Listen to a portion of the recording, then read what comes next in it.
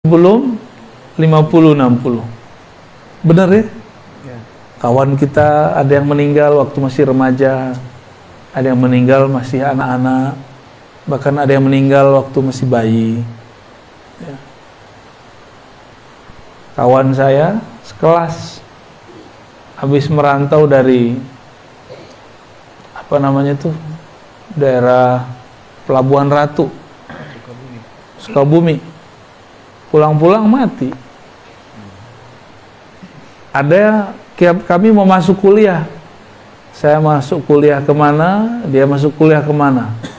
Ketika tes harus benerin gigi dulu, cabut giginya, pendarahan, mati.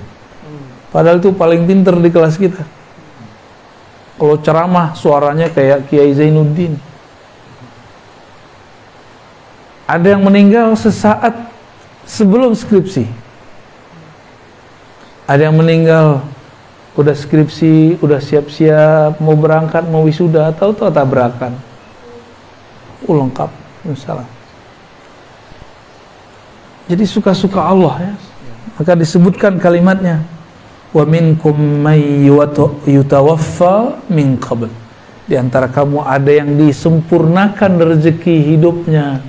Maka wafat bahasa Arab itu artinya wafaur rizq, disempurnakan, dihabiskan rezeki fisiknya.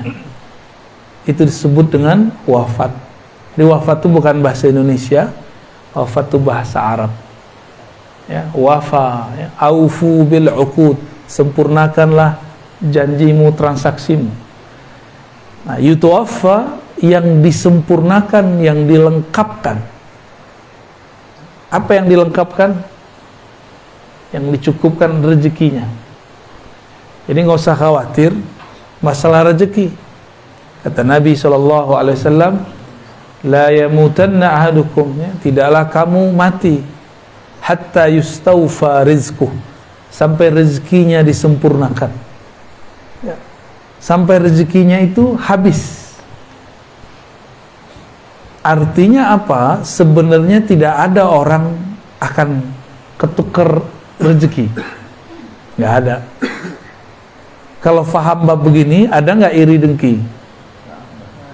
Nggak ada. Takut nggak mati? Ngapain takut lagi? Emang udah bagiannya, udah jatahnya. Ya, udah jatahnya. Walitablugu ajalan musamma, dan supaya kamu sampai kepada ajal. Jadi ajal itu bahasa Arab, artinya time, waktu. Musamma, yang sudah disebutkan, itu secara harfiah. Musamma juga berarti yang sudah ditinggikan. Maka umur itu ada umur biologis, ada umur akal, ada umur kolbu, ada umur ruh. Itu beda-beda.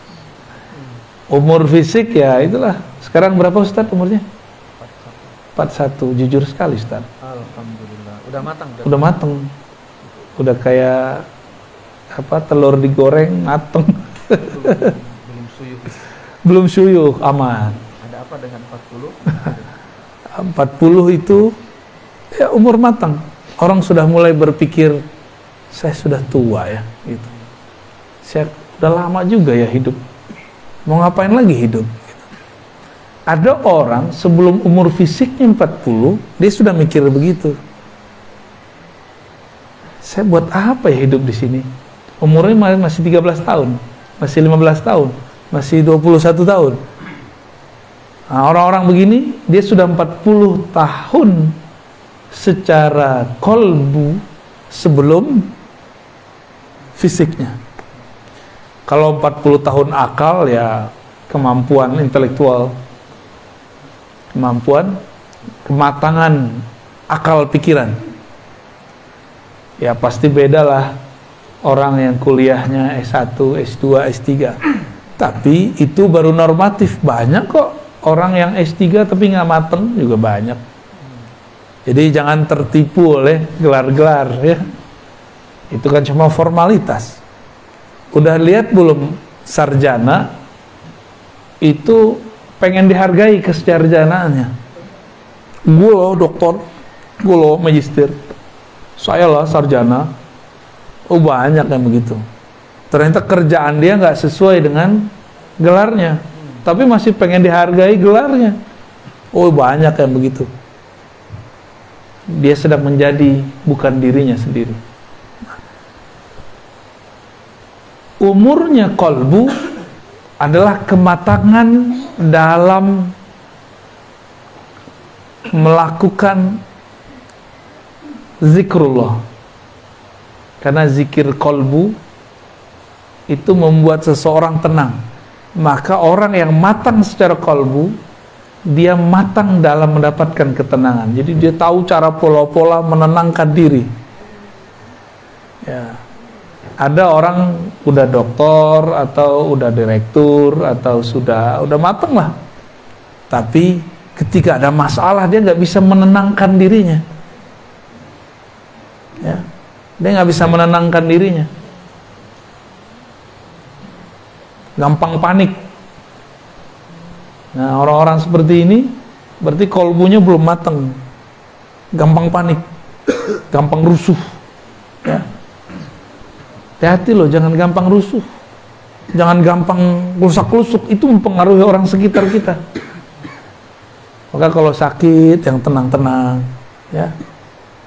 Ada orang sakit tenang, ada yang sakit mana yang bikin kita rusuh? Yang nomor 2 ya. Penyakitnya biasa tapi ekspresinya berlebihan ya. Itu maksudnya saya sendiri ya. Kita kalau demam senangnya begitu.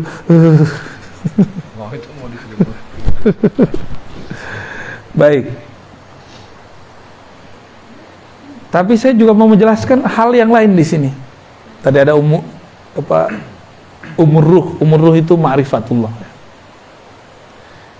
Ajal musamma, ajal waktu musamma yang sudah dinaikkan. Nah, di mana saja ajal itu, waktu itu dinaikkan, ditentukan. Maka ada ajal luh mahfuz, kita sebut ajal takdir. Ya, ajal takdir ini itu lewat kehendak Allah. Namanya kudrat iradat, kekuasaan dan kehendak Allah. Itu kata kuncinya kun. Hendaklah engkau menjadi ada, maka jadilah tidak ada. Jadi mengalir dalam diri kita fayakun. Kalimat Allah kun fayakun. Umur ini menjadi umur fisik, umur akal. Ini tertulis di Lauh Mahfuz. Tapi ada yang ini bisa dirubah dengan doa, geser dikit aja. Atau hujan, ada namanya doa mengalihkan hujan. Kalau bahasa kita apa? Pawang. Pawang tuh nggak horor-horor amat. Rasulullah itu ahli pawang hujan. Ya, bukan hanya menjauhin hujan, datengin hujan juga. Jadi suatu kali ada orang datang kepada Rasulullah SAW. Apa kata mereka? Wahai Rasulullah, kami paceklik, tolong doakan hujan. Hadis Sahih Bukhari Muslim. Nabi lagi khutbah, maka Nabi langsung angkat doa. Ya Allah, turunkan hujan. Bener, hujan gak berhenti-berhenti. Kan dia doanya begitu. Coba kalau dia doa, wahai Rasulullah, doakan turun hujan yang bermanfaat bagi kami. Nah, itu beda tuh. Ini mintanya, wahai Rasulullah, tolong doakan turun hujan yang banyak untuk kami. Turun Pak, gak berhenti-berhenti. Ini Nabi doa lagi Jumatan. Jadi hari Jumat langsung jadi istisqa. Hujan turun seminggu. Kira-kira kalau tuh hujan gak berhenti selama seminggu, apa yang terjadi? Banjara yubanjiru. Kebanjiran. Tasrif baru Ustaz. Banjir itu. Maka datanglah utusan yang tadi kepada Rasulullah mengatakan, wahai Rasulullah, banjir. Akhirnya tapi lagi Jumatan, ini ridanya tadi dipakai di kanan, sekarang dipindah ke kiri. Ini simbol.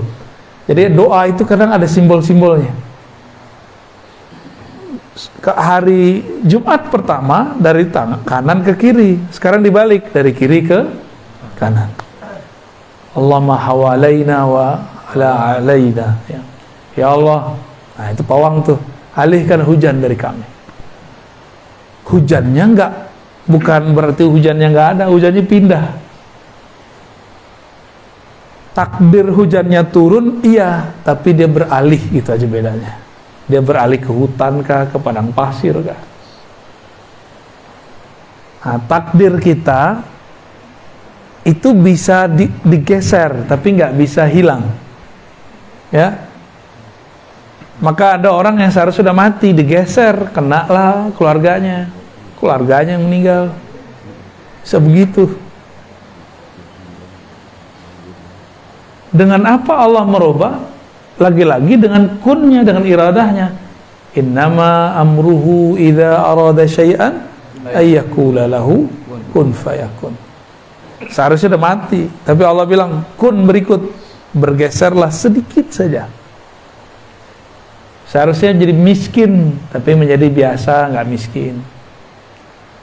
Seharusnya bergeser di jalan tabrakan, tapi karena subuhnya baca kunut, waqina syarra ma qadait, jagalah kami dari takdir yang buruk. Seharusnya tabrakan cuma gesek aja. Jadi kalau kita bergesekan mobil gores, ingat-ingat nih makna doa ini.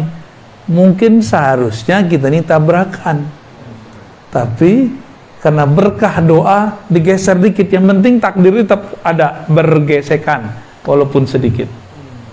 Gitu. Seharusnya miskin bertahun-tahun, tapi karena dia doa, berkah gurunya, silaturahmi, baca Al-Quran, sholawat, dia cuma diberi kemiskinan sesaat. Yang penting takdir miskinnya ada, gitu. Takdir susahnya ada.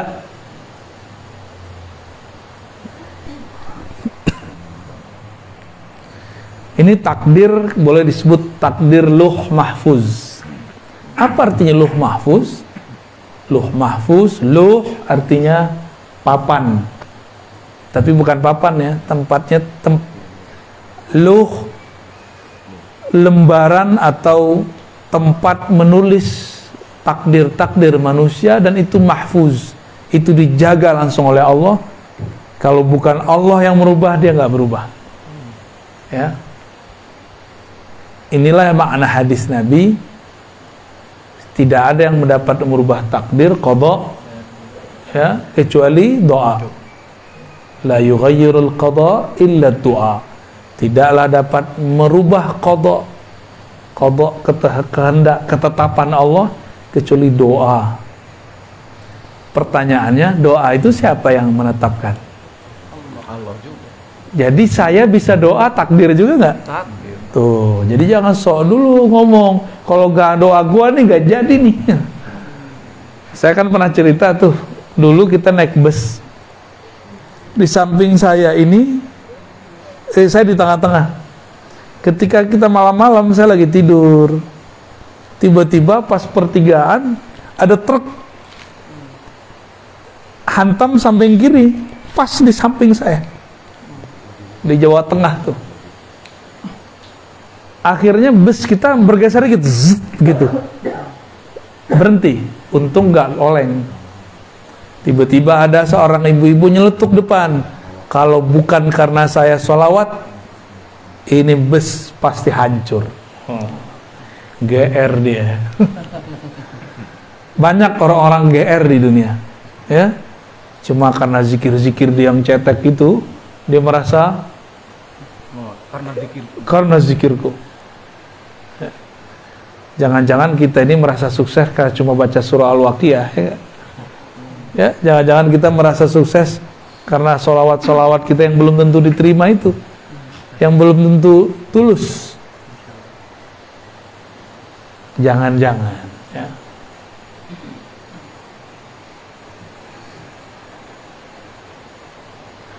Maka ada takdir yang lain.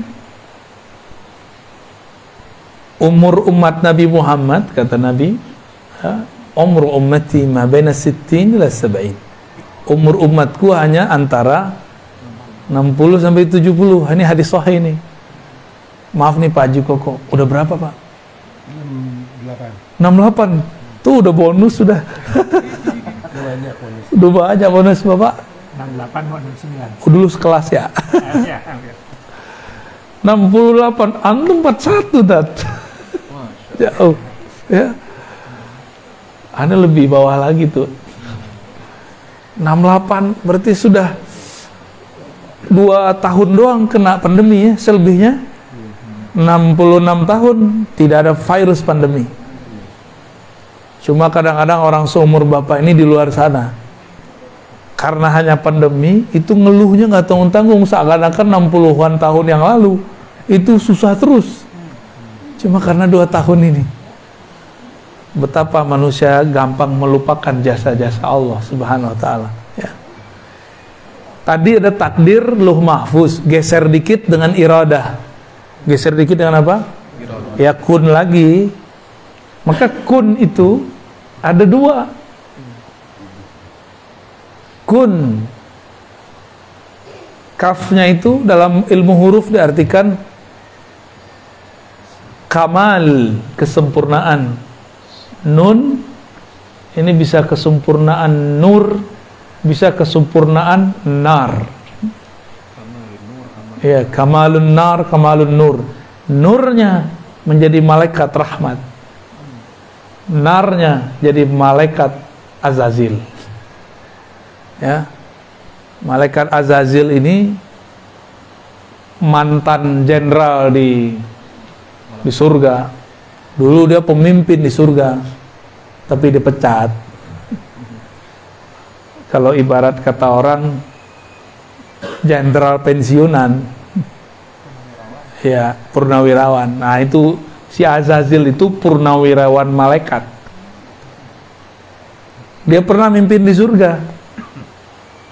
Dia pernah mimpin di surga. Dulu ada malaikat datang, karena malaikat dikasih bocoran luh mahfuz. Bocorannya apa? Akan ada sekelompok malaikat membelot. Malaikat-malaikat yang datang ini merasa takut. Takut kalau ini kelompok mereka. Jadi malaikat itu ada fam-famnya. Ada malaikat muqarrabin, ada malaikat rahmat, ada malaikat malam, ada malaikat siang, ada malaikat yang belakang namanya itu pakai in, kiraman katibin, pakai in semua. Ada malaikat yang belakangnya pakai il, Mikail, Israel, Jibril, ya, ada Israfil. Ada malaikat yang belakang namanya pakai un, ada an. Itu famnya mereka, family-nya malaikat.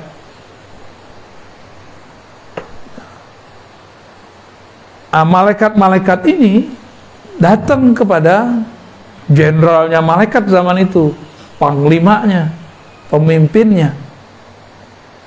Datang minta doa, karena si malaikat yang ini nih, yang di tengah surga ini, zikirnya paling banyak, ya, zikir paling banyak, doa paling mantap. Apa ada kata mereka? Wahai Azazil, doakan kami. Katanya di luh mahfuz ada sekelompok malaikat akan belot. Apa kata si Azazil? Baik, aku doakan kalian dapat hidayah. Ya, hadakumullah, semoga Allah memberi kalian hidayah. Tapi dia lupa mendoakan dirinya. Ya, seperti kelompok-kelompok yang sekarang sama aja, ngomong belagu amat. Allah yahdik, ya. Semoga Allah beri hidayah kamu. Hadakumullah. Kalau doa tuh mulai diri kita dulu. Hadani Allah wa iyyakum, semoga Allah beri hidayah aku dan kamu. Gitu kalau doain orang, ya. Jangan hanya orang yang didoain. Si iblis ngerasa Saya bakal selamat dengan zikir saya. Maka kalian saya doakan berkah zikir ini selamat. Saya nggak perlu doa. Aku nggak perlu doa. Ya. Kalian aja minta doa kepada aku. Jumawa dia. Mulai merasa berjasa. Karena memang banyak urusan-urusan surga itu beres sama dia. Azazil ini rapinya bukan main. Sayapnya sangat banyak. Jumlahnya sama dengan jumlah sayap Jibril. Seandainya nih mereka nggak berubah, itu Azazil lah yang jadi pembawa wahyu ke muka bumi. Cuma ada satu kekurangannya. Apa kekurangan dia? Dia nggak sholawat. Ya, Jibril sholawat. Dia ngira apa? Ngapain sholawat? Zikirku udah cukup kok, udah sempurna kok. Itu dia. Jibril dan kelompok dia semua bersolawat. Maka disebutlah salawat Jibril sallallahu ala Muhammad. Itu yang dipandang oleh Sayyidina Jibril hanya nur. Jadi Sayyidina Jibril nunggu lama sekali. Baru Allah izinkan ia melihat nur. Maka dia berselawat sallallahu ala Muhammad. Ya.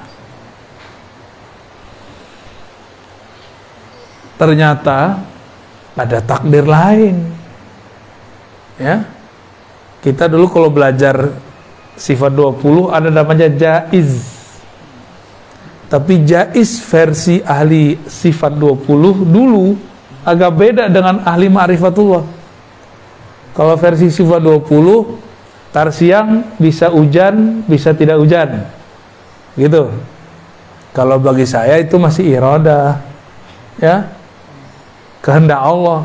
Kalau jaiz itu Allah berkehendak bukan berdasarkan luh mahfuz, tapi suka-suka dia jaiz. Jaiz artinya boleh-boleh saja. Allah terbebas dari semua hukum. Kita terikat oleh hukum luh mahfuz, tapi Allah tidak terikat. Ini namanya jaiz. Allah suka-suka aja. Yaghfiru liman yasha. Ya. Allah kalau mau diampuni kita semua. Kalau mau yu'azib, Allah siksa semua. Ada orang seharusnya udah mati, tapi dia mengemban tugas-tugas dari Allah. Nabi Daud, dia harusnya udah meninggal umur 30-an. Nabi Adam ini kan diajarkan ilmu asma, salah satunya nama-nama orang yang mati, yang hidup dari umatnya. Kita ini sudah ada semua namanya sama Nabi Adam. Nabi Adam kemudian melihat ada keturunannya seorang Nabi, kalau umurnya dipanjangkan 30 tahun lagi pasti sukses, ngalahin seorang raja yang zalim, namanya Daud. Daud ini aslinya umur 30 udah mati. Nabi Daud. Apa kata Nabi Adam? Ya Rabb, ini keturunanku. Jadi takdir ternyata ada 2 cabangnya. Selalu begitu. Jadi takdir 2 cabangnya. Takdir mati, takdir hidup. Takdir baik, takdir buruk. Begitulah terus. Nabi Adam melihat takdir dia kok mengarah ke yang buruk, mati. Jadi ilmu takdir itu ada dalam ilmu asma yang dimiliki oleh Sayyidina Adam, yang mana iblis pun gak punya ilmu itu, Azazil gak punya ilmu itu.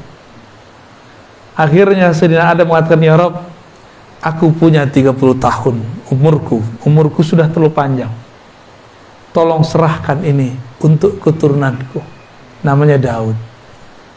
Jadi Nabi Adam itu laki-laki tapi feminin. Bener gak? Nih anak nih kepleset masuk kolam, yang terjun turun itu ibunya, bapaknya mana gitu doang. Itu kejadian Pak ya.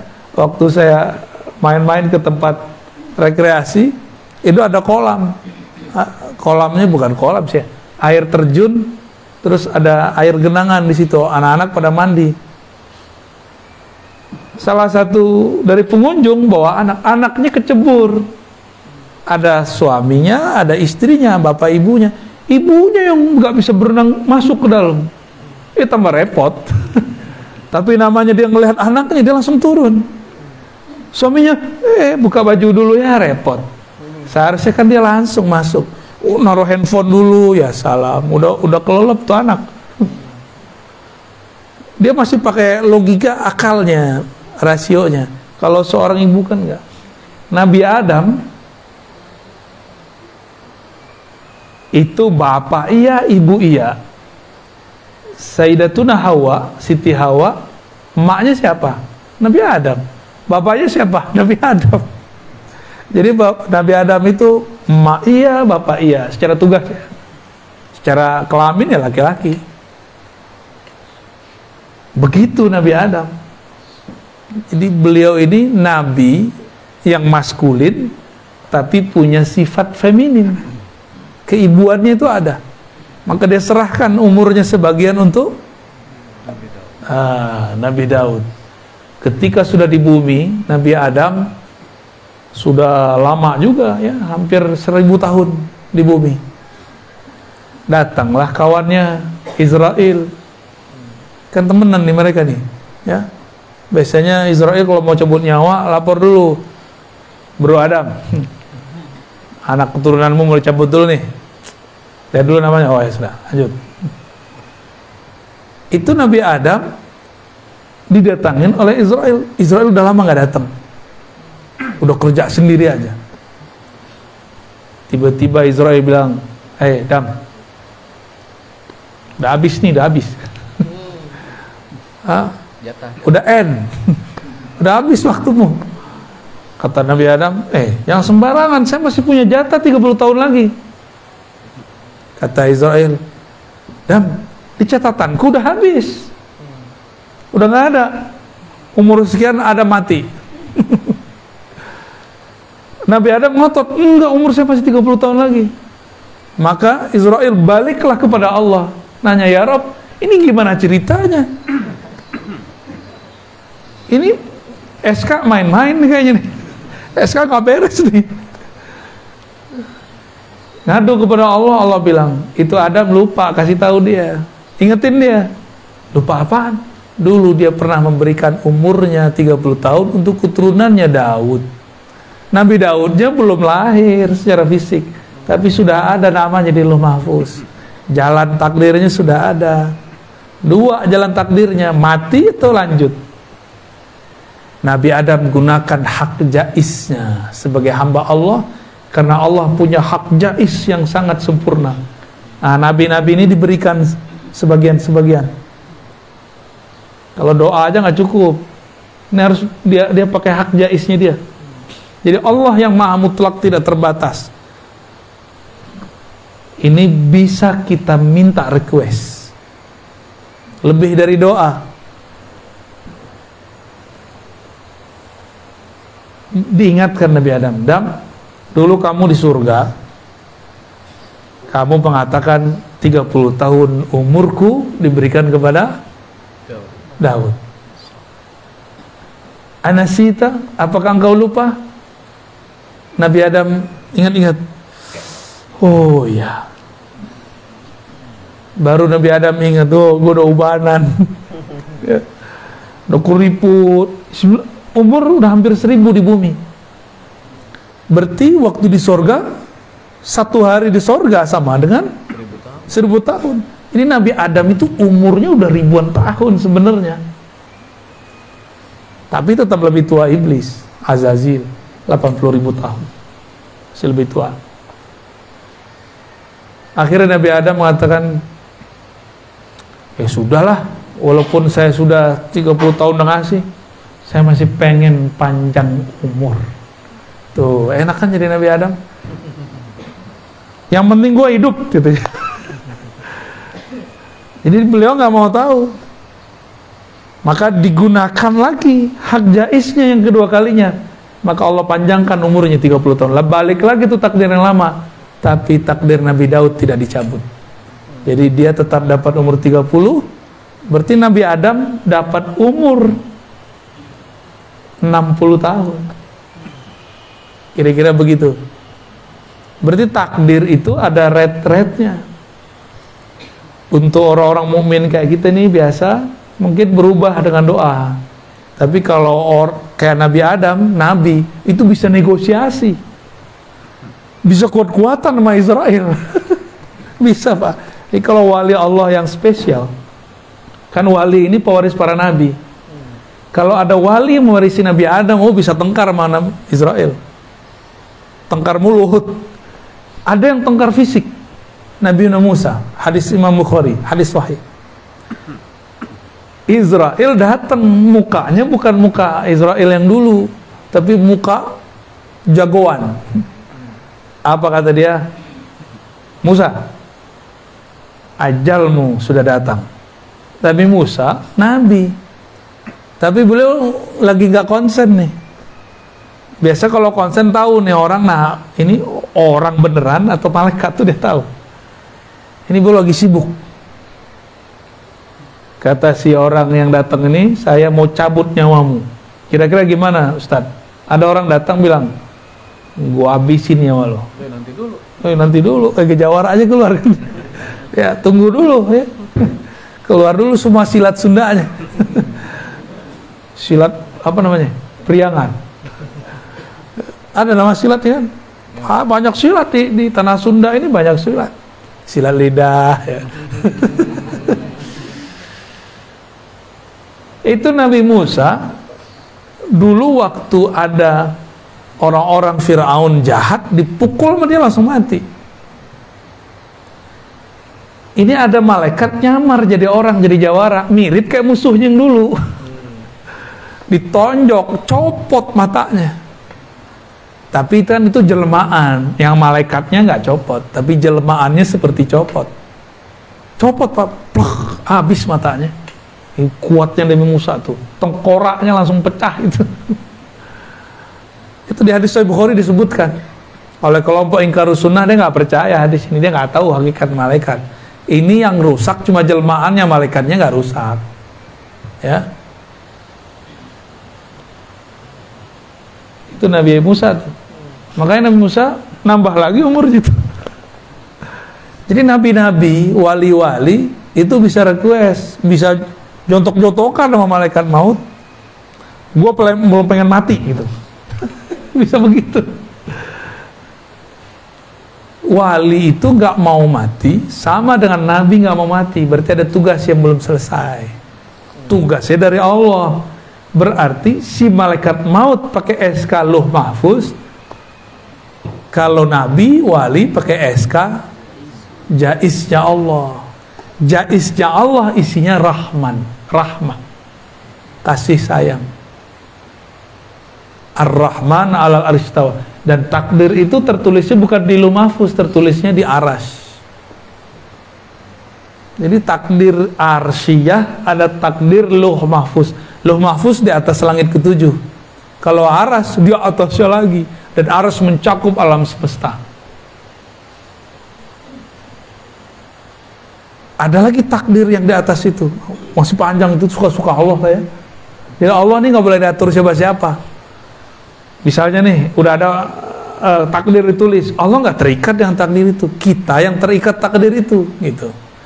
Orang-orangnya Allah, bahasa Arabnya ahlullah, orang-orangnya Allah, keluarganya Allah, dia nggak terikat dengan Lauh Mahfuz, dia terikatnya dengan jaiznya Allah. Jaiznya Allah itu ada bentuknya syafaat, ada bentuknya hadiah. Tapi hukum sunatullah kan tetap nggak boleh berubah, dia cuma geser doang. Jadi kalau ada orang seharusnya mati, digeser, mungkin pindah, mungkin ada yang kena samping kiri kanannya. Ini bukan hanya dengan ilmu kun nur, tapi ada kun nar. Pernah dengar tumbal nggak Ustadz? Tumbal itu nar dia. Dia pakai kun juga, pakai nar. Biasanya orang kalau menyembah setan, mau bikin rumah, mau bikin villa, mau bikin resto, mau bikin usaha, dia mengabdikan diri kepada setan. Kun juga, kan setan pakai kun juga. Tapi nar, nanti ada tumbal-tumbal. Seharusnya dia yang mati, tapi yang mati siapa? Ya orang-orang sekitarnya. Tuh, dalam ilmu setan aja ada di alih-alihan, apalagi dalam ilmu nur. Gitu, ya. Ini kita sekedar membuka-buka sedikit aja nih, biar selama ini yang kita sudah tahu ternyata bagian dari rangkaian ilmu kun. Ya. Ada seorang ibu di sana di Tangerang Selatan, suaminya udah nggak bangun-bangun beberapa hari, koma. Dia belum siap suaminya pergi, suaminya mati. Maka dia sholatlah waktu duha dengan rakaat yang dia udah nggak tahu lagi udah berapa rakaat. Dalam sujudnya dia nangis terus, ya Allah, aku belum sanggup ditinggal suamiku. Ya Allah, ya Allah. Oh, semuanya lengkap dia baca. Itu sholat mungkin ada 11-12 rakaat kali. Selesai sholat, Assalamualaikum, suaminya manggil, Neng. Apa tuh yang terjadi? Sebenarnya orangnya memang takdirnya belum mati, tapi penyakitnya yang berat, yang tadinya panjang seharusnya panjang menjadi pendek. Nah, ini kalau doa kita masih kuat. Oleh karena itu, dokter misalnya nih bilang sembuh dengan ini harusnya 3 bulan udah lewat nih, tapi banyak kok yang udah 3 bulan masih hidup-hidup aja ya. Kawan saya divonis bayi janin di perut istrinya nggak mungkin lahir normal, nggak mungkin kata dokter. Akhirnya dia datang ke semua guru, semua kiai, semua orang yang menurut dia soleh, minta didoain istrinya, lahir normal Pak. Ya. Apa kata dia? Ini anak doa. Ini anak doa. Karena dia minta doa lebih dari 40 kiai. Gak tahu mau doa kiai yang mana lah yang makbul. Itu bisa terjadi begitu. Hati-hati yang doanya makbul, ntar kayak iblis, sok berjasa. Ntar kayak ibu-ibu tadi, kalau nggak karena saya hancur nih. Ya. Ini dia lupa bahwa dia bisa zikir itu karena anugerah dari Allah Subhanahu wa Ta'ala. Jadi ini yang disebut ajalan musamma. Jadi ajalnya ada ajal luh mahfuz, ada ajal rahmatullah, rahmat kasih sayang Allah yang kita sebut jaiz. Ya, suka-suka Allah itu. Seharusnya 313 lawan 1000-an kalah atau menang? Hukum takdir mana yang bisa menyebutkan 313 bisa ngalahin ribuan orang? Nggak ada. Mau digeser takdirnya kemana nggak bisa. Nggak bisa. Peralatan mereka lengkap, jumlahnya banyak. Kalau dalam kitab-kitab kan cuma 1000. Tapi kalau ngikutin politik zaman itu nggak mungkin 1000, bisa lebih banyak dari itu. Bahkan dalam hadis dikatakan jin kafir aja ikut perang. Ikut perang semua. 313. Dongeng apa ini? Kata kawan. Masa 313 bisa ngalahin ribuan orang? Itu pakai apa? Pakai jaiznya Allah. Kenapa pakai jaiznya Allah? Karena 313 itu ahlullah, orang-orangnya Allah. Makanya Nabi ngomong, i'malu ma syi'tum fa innallaha qad ghafara lakum. Kamu buat suka-suka lah, Allah pasti ampuni, karena keluarganya Allah kok. Kalau keluarganya Pak Haji nih, datang cucu, nyolek-nyolek binatang, pingsan binatangnya, dimarahin nggak? Ada ngerusak-ngerusak apa pohon, dipatah-patahin. Cuma kalau tamu, oh, minta ganti rugi. Benar nggak? Hukum luh mahfuz. Tertulis. Nah, rusak ini ganti sekian, ya. Rusak fasilitas, wastafel dipatah-patahin. Ganti sekian. Tapi kalau yang rusak cucu gimana? Gimana Pak Ji? Ya dipangku.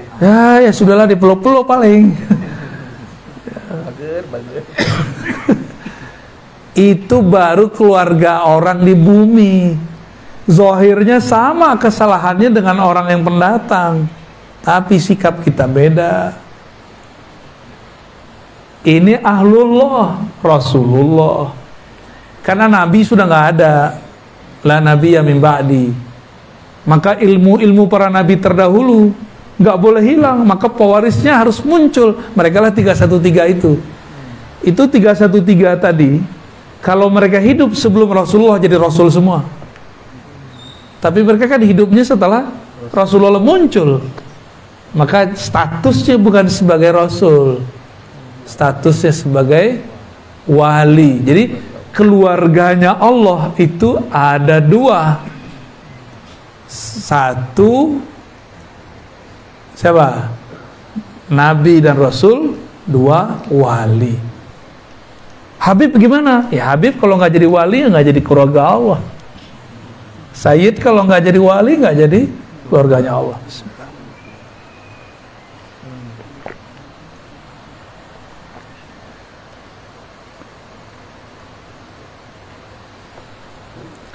Wah, udah jam 5:30 nih. Ayatnya baru atu yang dibaca. Kita masuk ayat kedua ya. Surat Az-Zumar, mundur nih. Surat 39 ayat 42. Ini masa dulu masih S2 nih, saya suka baca Az-Zumar kalau lagi sholat malam. Seneng ya. Baca aja. Dulu masih apal sih ya. Sekarang sok-sok tawadu jadi buka. Biar gak dibilang hafiz. Allahu yatawaffal anfusa hina mautiha. Allah lah yang mewafatkan jiwa-jiwa, anfus, ketika dia mati. Maut, mati itu berpisahnya roh dengan badan. Orang tidur, rohnya misah. Rohnya udah misah. Hati-hati kalau mau tidur ya, jangan hobi tidur, itu mati itu. Wallati lam tamut fi manamiha. Dan Allah lah yang mewafatkan jiwa-jiwa yang tidak mati dalam tidurnya. Berarti ada mati dalam mati, ada hidup dalam mati. Ini kita bagi dengan istilah yang lebih gampang. Ada wafat, ada mati. Tolong dibedakan. Ya, ada wafat, ada mati. Wafat itu rezekinya Allah sempurnakan hari itu. Kapan rezeki kita hari ini cukup? Kalau kita sudah tertidur. Berarti rezekinya sudah mau habis. Gitu. Jadi rezeki harian. Rezeki harian.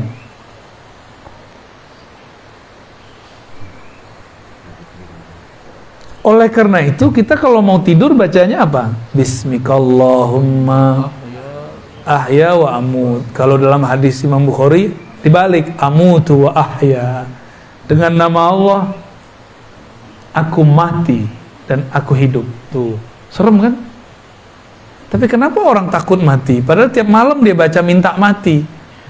Ya Allah, itu sama dengan ya Allah matikan aku malam ini. Amut, ya Allah matikan aku malam ini. Minta mati. Aku hendak mati, gitu kalau bahasa kitanya. Amutu, kan itu kata kerja motor ya. Dengan namamu ya Allah aku mati. Dengan namamu ya Allah aku bangun. Tadi mati kan? Tuh, ada yang bangunnya tidurnya lebih awal dari kami. Tidurnya mungkin jam 9, jam 10. Bangunnya tetap aja duluan kita kan. Ini teman-teman nih baru tidur 1,5 jam, bahkan mungkin ada yang nggak tidur kali. Akhirnya tidurnya lagi ngaji. Jangan diganggu. Mati kok hobi, ya nggak? Jadi ada mati, maut, ada wafat. Itu dua hal yang berbeda. Setiap hari kita wafat, disempurnakan rezeki hariannya, ditandai dengan tidur, ya. Di saat kita tidur, roh terpisah. Cuma masih ada hubungannya sedikit, mirip kayak janin sama ibu, apa namanya, ari-ari, ya. Fayumsikul lati qada 'alaiha al-maut wa yursilul ukhra ila ajalin musamma. Allah tahanlah, ini udah dipisah nih, nggak dibalikin, ditahan aja. Kalau Allah menginginkan maut baginya, bukan hanya wafat. Jadi tidur itu mati juga, tapi mati wafat. Ada yang nggak dibalikin, makanya innalillahi wa inna ilaihi rajiun, pengumuman Pak pengurus masjid. Padahal belum tentu dia rajiun. Dia baru innalillah, belum rajiun. Rajiun mah enak, pulang ke Allah. Kalau pulangnya ke neraka, kalau pulangnya ketemu mungkar nakir, belum pulang dia. Rajiun itu pulang kepada Allah. Tahu nggak jalan pulang ke Allah? Kalau belum tahu jalan pulang, kita baru innalillah, baru menyatakan kami milik Allah. Belum tentu kita rajiun, kembali kepada Allah. Ditahan tuh sama Allah tuh. Karena tidak semua orang mati langsung ketemu Allah. Enak amat mati langsung ketemu Allah. Ya, selamat dong. Berarti dia keluarga Allah dong. Nih kita pergi keluar kota, nggak ada siapa-siapa di situ. Ada yang nyambut nggak? Pasti diperiksa. Barang kita, bawaan kita diperiksa. Tapi kita mau ke suatu tempat,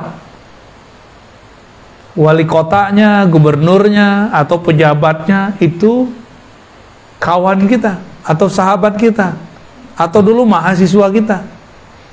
Kira-kira gimana? Jalur khusus atau jalur biasa? Khusus. Diperiksa nggak barangnya? Dibawain nggak barangnya? Tapi kalau nggak ada siapa-siapa, bawa-bawa sendiri.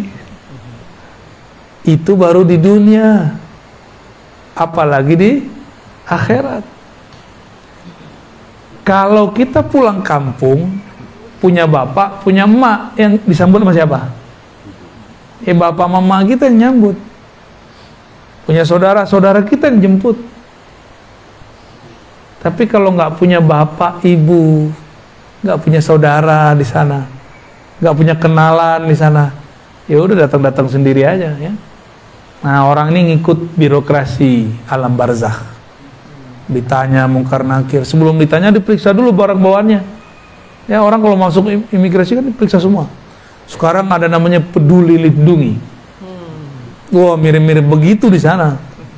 Kamu nih virus nih. Periksa dulu. Cek dulu, ya. Itu cek, kalau nggak punya akun, nggak punya nama, nggak masuk namanya. Betul nggak? Kalau cuma punya nama, akun nih peduli lindungi, wah beres kita. Tapi kalau kita punya nama lain, guru, ya, anak, pejabat, nama itu kan nama semua. Gubernur, presiden, itu kan nama-nama juga tuh, nama tambahan. Jangan mantan, kalau mantan ntar biasa lagi, ya. Jadi ketika seseorang wafat tidur, ada ruhnya yang dikembalikan, namanya bangun sadar. Ada yang tidak dikembalikan, namanya kematian. Jadi jangan main-main kalau mau tidur, benar-benar kolbunya harus siap. Siapa tahu nggak balik-balik, ya. Jadi ntar jangan tidur kecuali nyebut nama Allah. Niat, ya, semoga Allah menggerakkan kita sebelum tidur, apapun itu, tidur dalam namanya, ya. Berarti kita ahlullah, insya Allah, keluarganya Allah. Wa yursilul ukhra ila ajalin musamma. Allah juga lepaskan lagi tuh ruh tertentu, dibalikin sampai waktu yang ditentukan, sampai ntar malam lagi atau sampai siang dia mau tidur lagi. Inna fi dzalika laayatin liqaumin yatafakkarun. Sama dengan surat Ghafir. Hal ini adalah ayat, tanda-tanda bagi orang-orang yang yatafakkarun. Yatafakkarun ini kata kerja aktif, kaum yang berfikir, yang selalu menggunakan fikirannya. Dalam Al-Quran tidak ada kata fikir itu kata benda, semuanya kata kerja. Jadi nggak boleh fikiran itu stagnan. Badan boleh melemah, badan boleh menua, tapi fikir nggak boleh menua, harus terus progres.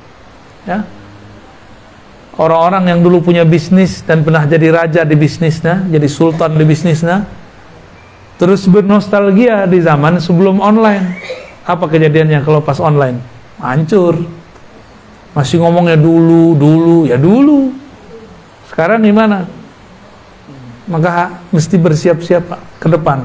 Yatafakkarun, ya, kaum yang berpikir. Karena ada perubahan-perubahan terus.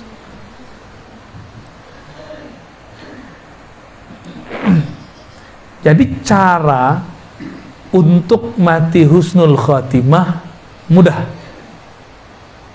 Ada dua. Satu, kenal dulu sama yang nyabut. Ya. Yang nyabut ini ada yang menyuruh nyabut, ada tuh petugasnya, dua tuh. Kenal sama dua-duanya kalau bisa. Lebih afdol kalau kenal sama yang nyuruhnya. Oh, enak tuh, ya. Allah bilang, ya, kan Allah yang nyebut. Maka disebutlah pencabut nyawa itu wakil. Dalam surat Sajadah itu disebutkan mereka wakil. Ya. Ada kan ayatnya? Ya. Ada kalimat malakul maut dalam surah Sajadah. Ya. Bacaannya antum kalau hari Jumat. Hah? Itu dia. Bacain ke Ustaz. Ada kalimat wukila bikum. Diwakilkan. Berarti ada yang nyuruh dong. Yang nyuruh kan Allah. Allah bilang, nih keluargaku, ahlullah, cabut baik-baik ya. Gitu. Malaikat ini kan sama kayak militer langit lah. Apa kata panglima, apa kata raja, dia bilang siap, siap terus. Belum selesai udah siap aja kan. Siap dan, siap aja. Ini kalau orang yang ngomong siap-siapnya nggak ridho nih, dalam hati, dasar lu, gua digaji mas siap, sama gaji nggak lengkap, nggak cukup gaji siap-siap doang. Kalau nggak ridho sama kerjaannya. Ya, tapi kalau ridho sama kerjaannya dia senang-senang aja tuh. Tapi yang mau dicabut musuhnya Allah. Apa kata Allah? Udah tarik aja. Nggak mau paksa katanya. Kita nyaksiin kan ada orang ditangkap nggak mau, ada kan? Tarik-tarik aja. Dia ngoceh macam-macam. Kata petugasnya, nanti aja Pak ngomongnya di sana, di kantor. Ya, kira-kira begitulah modelnya. Itu modelnya. Tapi ada juga yang sandiwara Pak, kita kan nggak tahu. Pura-pura ditangkap ada juga. Kita nggak tahu dia ini pura-pura ditangkap atau tangkap beneran. Ada orang yang pura-pura mati ada juga. Jadi jangan heran, kami punya sanad hadis. Itu di sanad hadis ada orang umur 500 tahun. Itu gimana mau cerita? Ternyata dia dilihat orang udah mati berkali-kali, hidup lagi. Di sini mati, nggak lama di kampung sebelah dia muncul. Terlihat sama orang mati, dia nggak mati. Ini nggak khurafat loh ya. Di Malaysia, di Lombok, kejadian ada orang dimasukin ke lahat, pas masuk hilang. Ada yang pas di kerandanya, dipegang ini udah nggak ada. Lalu udah jemput langsung sama Allah. Atau dia ada tugas baru, mungkin bertugas lagi dia. Nah, inilah rahasia takdir sebenarnya. Kalau mau takdirnya dipanjangkan, terima tugas dari Allah. Harus ada tugasnya. Jangan pernah ngomong, ya Allah tugasku sudah berakhir. Ya Allah udah capek dah begini-gini mulu. Tunggu aja. Ya. Kalau ada orang nih, dia sudah mau ditangkap. Zahirnya, ternyata ini orang nyamar. Ditangkap nggak dia? Pas ditangkap lepasin lagi. Kira-kira begitu. Malaikat maut kan nggak tahu urusan ruh, ruh yang hakiki. Dia cuma tahu nyambut-nyambut doang. Tugasnya ruh dia nggak tahu. Ada ruh-ruh yang punya tugas-tugas rahasia. Secara jasadiah, takdir dia udah habis, ditangkap oleh malaikat Israel, udah mati nih. Ternyata ruhnya masih punya tugas, dibalikin lagi, Pak. Itu yang kejadian di beberapa tempat, ya. Ada itu orang-orang begitu. Saya dulu nggak ngerti sampai belajar hukum jaiz tadi. Ada hukum lauh mahfuz, hukum takdir, ada hukum jaiz. Ternyata masuk ke hukum jaiz. Jadi jangan heran nanti di akhir zaman akan muncul yang aneh-aneh. Ada orang umur 700 tahun masih hidup. Itu muncul tuh. Ada yang ribuan tahun. Yang ribuan tahun siapa kira-kira?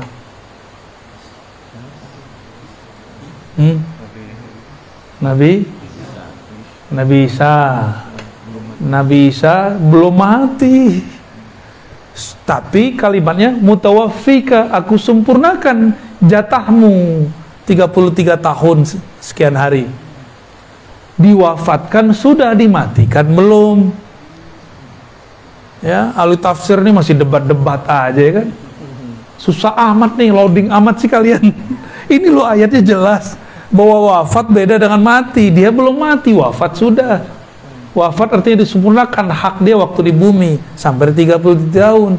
Sekarang hak dia di langit 2. Dan wajahnya, umurnya masih muda sekali, 33. Pas turun muda banget. Kenapa dia masih dipanjangkan Allah? Dia masih ada tugas. Tugas dia, takdirnya Dajjal di tangan dia. Maka Allah panjangkan Sayyidina Isa. Gitu. Gimana kira-kira? Mulai connect. Ternyata ada dalilnya semua. Ini bukan barang baru. Ini barang yang sudah lama tersimpan, baru sekarang dibuka-bukain sama ulama kita. Ya. Saya kan cuma bantu-bantuin aja bukainnya. Sebelumnya sudah ada yang bukain. Tapi ini dibukanya dulu bukan jam-jam segini, dibukanya jam 1 malam. Antum lagi ngorok, kita buka-buka yang begitu. Iya, nggak buka film porno, kita enggak. Ya, kita buka film sono. Ya, film-film langit yang kita buka. Orang tengah malam nonton yang jorok-jorok, ya bumi-bumi lagi, syahwat-syahwat lagi. Nggak naik-naik. Iya, nggak naik-naik. Ya, kalau jasad ini sih pengennya begitu. Tapi kalau ruh kan nggak mau begitu. Nabi Khidir Juga belum. Nabi Khidir juga belum. Ada orang yang nolong Nabi Isa saat lagi mau eksekusi. Itu Nabi Khidir, Pak. Itulah makarnya Allah. Fallahu khairul makirin. Si Dajjal nyamar jadi Yudas Iskariot. Nyamar dia. Allah kirimlah samaran keluarganya. Dikirimlah Sayyidina Khidir Balya bin Mulkan. Gak disebutkan? Antum baru dengar ceritanya kan? Yeah. Oh, itu buka yang di sana tuh, Pak. Ashabul Kahfi, kok bisa selamat ya? Kok bisa sekarang goanya nggak ketahuan? Di mana sih goanya? Orang Yaman bilang ada, orang Turki juga bilang ada, orang Yordan juga bilang ada. Kan bingung kita yang mana. Yang mendekati sebenarnya Yordan itu mendekati. Karena mereka ini pengikut Nabi Isa. Yordan kan Syam, dekat sekali dengan Syam, bagian dari Syam malah. Syam ini kan 4 negara, Suriah, Palestina, Yordan, Lebanon, Lubnan, ya. Itu di sana tuh, maka besar kemungkinan itu di Yordan. Kita udah datang ke bukitnya, cuma ketutup kan. Kalau orang jualan VCD di situ, udah nggak zamannya masih jualan aja VCD kan. Jadi ada bentuk bangunan gitu belum tentu. Belum tentu. Ya mungkin Allah simpan kali. Walau alam di mana.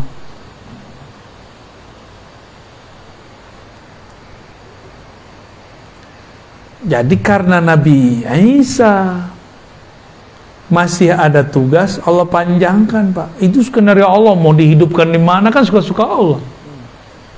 Jadi Nabi Isa wafatlah dia di umur 33, tapi dipindahkan hidupnya di langit kedua. Nabi Muhammad ketemu nggak waktu Mi'raj? Ketemu. Tapi sebelum Mi'raj dia sudah jadi makmum Nabi Muhammad, sempat turun waktu di Masjidil Aqsa. Jadi umatnya Nabi Muhammad dulu dia. Semua nabi bermakmum. Semua nabi bermakmum kepada Rasulullah. Itulah doa semua para nabi. Mereka minta menjadi umat Muhammad. Itu sahnya itu. Ya. Maka sahlah semua nabi menjadi umat Nabi Muhammad sallallahu alaihi wasallam. Jadi kira-kira nih menurut antum, itu Jibril yang ngajarin Nabi atau Nabi yang ngajarin Jibril? Zahirnya kan kayak Jibril tuh ngajarin Nabi. Enggak, Jibril itu cuma petugas. Semuanya sudah ada dalam ruh kolbunya Rasulullah SAW. Kira-kira begitu ya.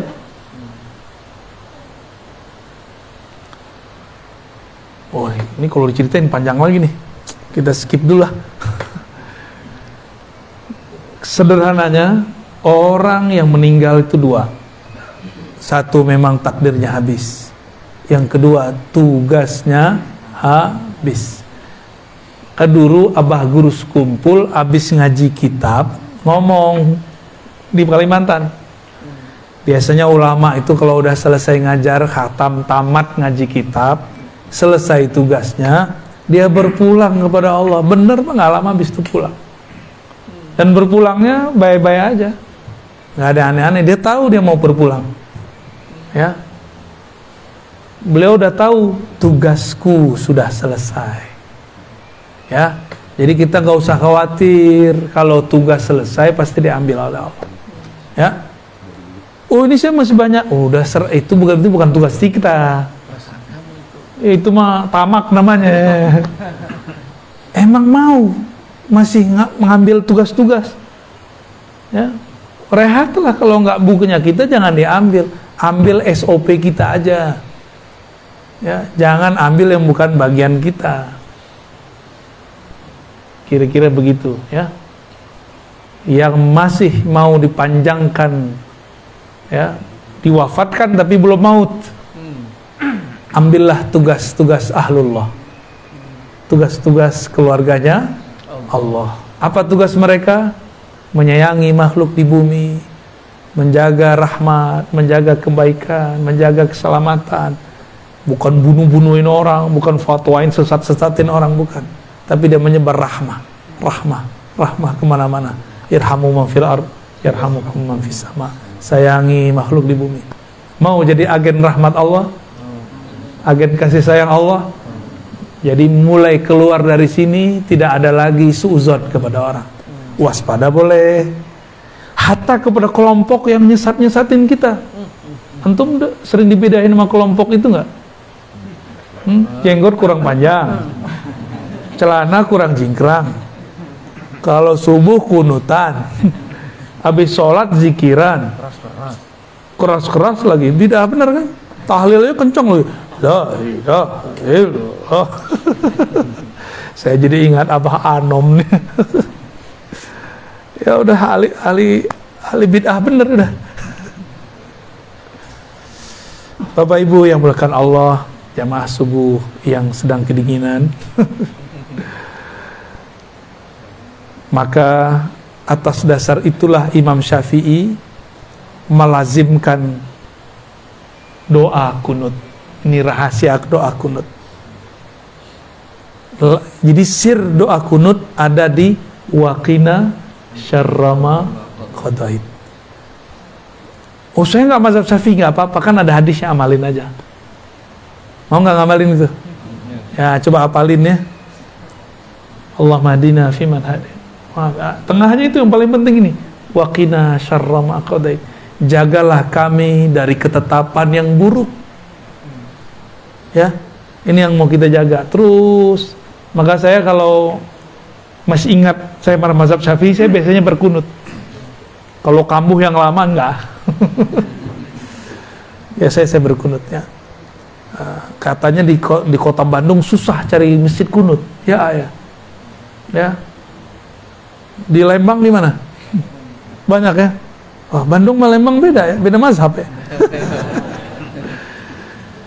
Berarti kalau cari kunut, ke Lembang Ini curhat hafalan nih. Di kota Bandung susah nyari kunutan, ya. Ya udah ke Lembang aja sekali seminggu ya. Baik, kira-kira itu yang dapat saya sampaikan. Simpulkan aja sendiri ya. Bingung itu kebanyakan tuh ayatnya. Ini baru 2 ayat. Ini penafsiran kita masih tafsir, kita mixkan tafsir riwayat, tafsir makulat dengan tafsir isyarat. Kita mixkan. Jadi 3 model tafsir. Ya. Barangkali itu yang dapat saya sampaikan. Kalau ada yang mau didiskusikan, kalau masih ada waktu silakan. Sarapannya jam berapa? Adalah ya. Jam 6 lebih. Maka yang dari masjid dulu, barangkali ada yang mau disampaikan. Boleh langsung mendekat biar kedengaran. Biar berisik. Boleh. Oh, itu ada mic. Ada mic di belakang.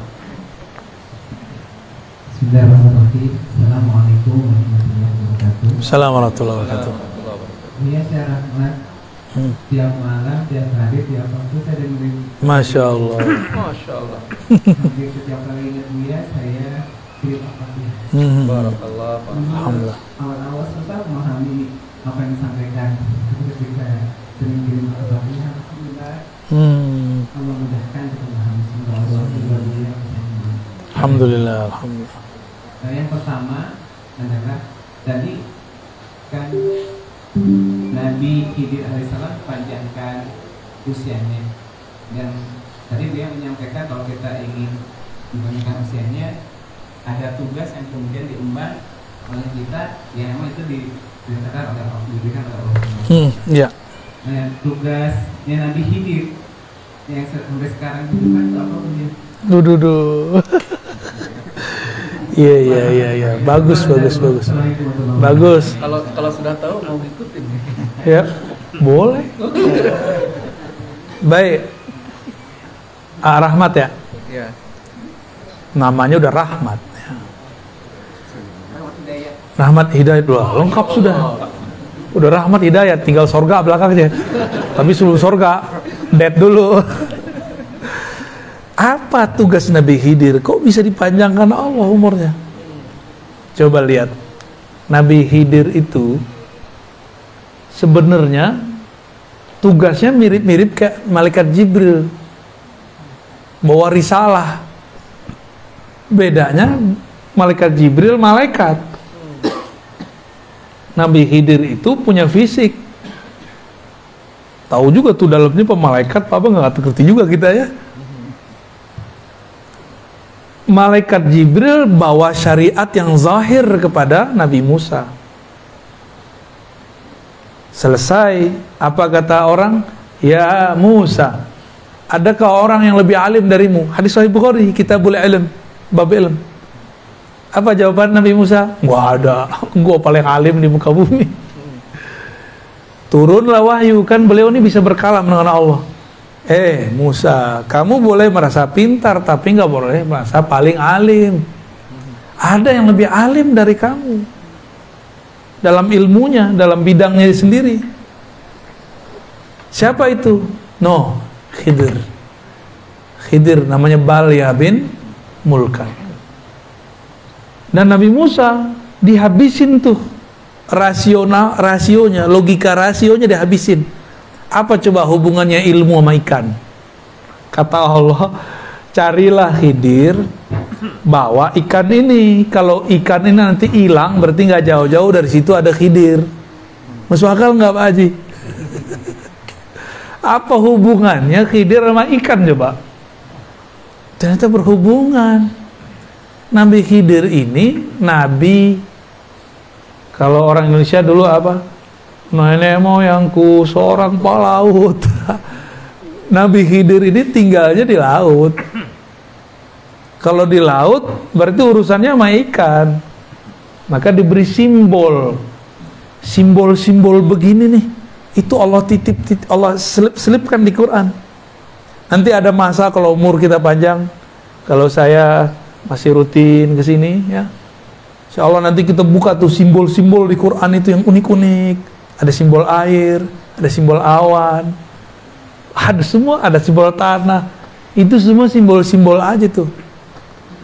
Indah kalau kita ngerti simbol-simbol itu. Quran itu nggak ada ujungnya. Nggak ada ujungnya Quran itu. Simbol-simbol ini dibawa oleh Nabiullah Musa, tapi Nabiullah Musa belum ngeh nih maksudnya. Ikan dibawa. Kata Allah, jika itu hilang berarti di situ ada Khidir. Dia bawa anak buahnya, khadamnya, ya. Namanya siapa? Yusha. Ya. Yusha ini patuhnya bukan main sama Nabi Musa.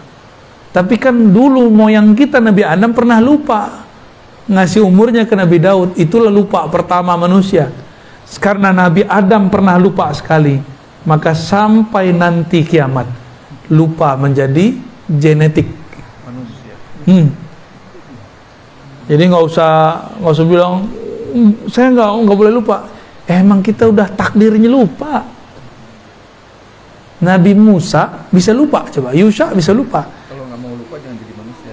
Jadi malaikat aja ya. Terus jalan. Terus Nabi Musa bilang, kita rehat lagi yuk. Rehat. Pas rehat, Nabi Musa nanya, Mana ikan? Yusha, aina samak, aina al-hud? Mana ikannya? Yusha merasa bersalah. Biasa kan dia khidmah, dia bertugas. Wahai Nabi Allah Musa, saya lupa ikannya di mana. Tempatnya dibawa, ikannya nggak ketahuan. Akhirnya Nabi Musa nggak marah. Nabi Musa nggak marah, karena nggak boleh marah. Ini lagi belajar Khidriyah nih, nggak boleh marah-marah. Ya, itu Nabi Musa lagi masuk ke Thariqat Khidriyah kalau bahasa kita zaman ini. Ya, karena mau belajar risalah yang diturunkan Allah ke Nabi. Ya, saya ulang tadi, ada Jibril di langit, ada Khidir di bumi. Ini membawa risalah langit, ini membawa risalah bumi, sama. Cuma bedanya, ini risalah langit itu isinya hukum normatif syariat yang zahir, sedangkan Nabiullah Khidir itu dapat risalah batin. Dapat risalah batin. Kejadian setelah kejadian, itu yang dibahas oleh beliau. Jika ada suatu kegiatan, apa ujungnya? Ujung-ujungnya ini yang menjadi syariatnya Nabi Khidir. Nabi Musa nggak marah. Nabi Musa mengatakan, ya udah kita balik. Ini Nabi Musa loh, berproses loh belajar. Masa kita nggak berproses? Ya. Dan itu lama sekali. Sampai kemudian ketemu. Jadi dia udah sekalian kali berhenti. Ketemulah tempat berhenti yang pertama. Ternyata itu ikan sudah nggak ada dari tempat itu. Dia udah bawa-bawa aja tuh tempat kan. Yusha ya. Disitulah kemudian yang mengatakan, oh di sini. Ya udah, dia tunggu. Nggak lama habis itu datang Nabi Khidir. Nabi Khidir mengatakan, kita buat kontrak belajar dulu ya. Kamu nggak bakal sanggup lah. Nabi Khidir langsung hantam dia. Satu logika Apa hubungannya ikan sama Khidir? Dihabisin tuh. Yang kedua, Nabi Khidir kemudian hancurkan egonya Nabi Musa. Apa kata Nabi Khidir? Kamu gak bakal ngerti. Disitulah Nabi Musa merendah. Ya, wahai Tuhan, apakah engkau berkenan mengajarkan apa yang Allah ajarkan kepadamu? Nah, dibuatlah kontrak belajar. Oke, jangan ingkar kepadaku. Nah, inilah ilmu Khidiriyah. Ilmu Khidiriyah itu jangan gampang ingkar. Ini dikit-dikit beda dikit udah bid'ah, dikit-dikit udah sunnah, dikit-dikit haram. Gimana mau memahami rahasia-rahasia Khidiriyah? Cuma beda kunut sama kunut aja rame, ya. Cuma beda zikir jahar nggak jahar aja rame. Gimana mau memahami Khidiriyah? Gitu. Paham? Ini mulai nih, ya. Sudah mulai nih. Nabi Musa sempat akan berpikir suuzon kepada orang. Ini yang mau dipapas, mau dihabisin oleh Nabi Khidir. Beliau ketemu anak kecil dibunuh. Apa kata Nabi Musa? Nabi Musa kan seorang qadhi, hakim, sekaligus penyidik. Oh, dulu lengkap semuanya kerjaan beliau. Nyeletuk, biasa, udah nyidang orang berkali-kali. Ya, jadi kayak pesilat, jurusnya udah otomatis. Nyeplos sudah. Hei, kenapa engkau membunuh nafsan zakiyah? Jiwa yang masih kecil, masih suci. Nabi Khidir langsung, tuh kan, gue bilangin, ente gak bakal paham, gak bakal sabar, gak bakal sanggup. Nabi Musa kemudian, oh ya maaf. Berarti Nabi Musa, ini pelajaran buat kita semua. Jangan menghukumi berdasarkan yang terlihat. Lain yang dilihat, lain kejadian sebenarnya. Berikut besok. Dan itu bukan besok. Di kisah yang saya dapat dari guru-guru saya, itu bukan 3 kejadian itu. Antara satu kejadian ada kejadian kecil-kecil. Dan itu lamanya 6 tahun. Perkiraannya. Lamanya 6, nyantri kepada Kiai Khidir. Kiai Musa nyantri ke Kiai Khidir. Nabi Musa nyantri kepada Nabi Khidir. Masya Allah. Nabi masih belajar. Antum Nabi nggak? Hah? Udah Nabi belum? Masa nggak mau belajar? Belagu amat ya. Saya kan kuliah. Lah, kuliah kan dulu. Kuliah akal. Kolbunya udah kuliah belum? Ruhnya udah kuliah belum? Talqinnya nanti ya. Belum sekarang. Itu tuh. Sabar dulu ya. Saya talqin itu ngitung ahwal kolbu aja, nggak bisa dibuat-buat. Kadang sekali ketemu jadi, kayak kita kemarin ke Kalimantan. Ternyata itu murid Abah Guru kumpul semua, mereka udah biasa. Jadi jangan dibanding-bandingin sama antum, orang baru hijrah kemarin sore. Sabar. Kalau ikut talqinnya online kemarin jadi juga. Dapat berkah. Amin. Nyambung. Cuma kan belum dapat ketemu fisiknya. Ya. Nabi Khidir di saat berikutnya menghancurkan kapal-kapal. Berikutnya bantuin orang tapi nggak minta upah. Nabi Musa ingkar terus. Nah ini yang mau dihancurin nih. Jadi yang ingkar-ingkar itu sisi gelapnya Nabi Musa, sisi Bani Israilnya dia. Ini yang mau dihancurkan oleh Sayyidina Khidir. Ingkar suuzon, komentar sebelum selesai, komentar sebelum paham. Dia belum paham udah komentar. Nah berarti ini masih Musawiyah dia. Musawiyah pra-Khidriyah.